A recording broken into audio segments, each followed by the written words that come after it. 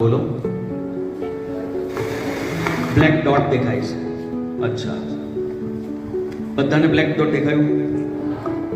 કોઈને આટલું મોટું વ્હાઇટ બોર્ડ ના દેખાયું? હે? This is called attitude.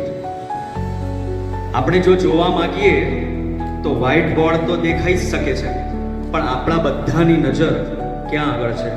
આ કાળા ટપકા તરફ છે. તો આજનું આ જે સેશન છે એ તમારો એટીટ્યુડ બદલવા માટેનું છે અને તમારા એટીટ્યુડને પોઝિટિવિટી તરફ લઈ જવા માટે છે.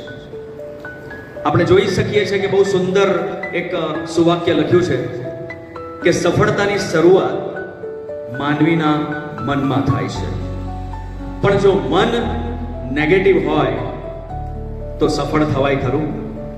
ના થવાય.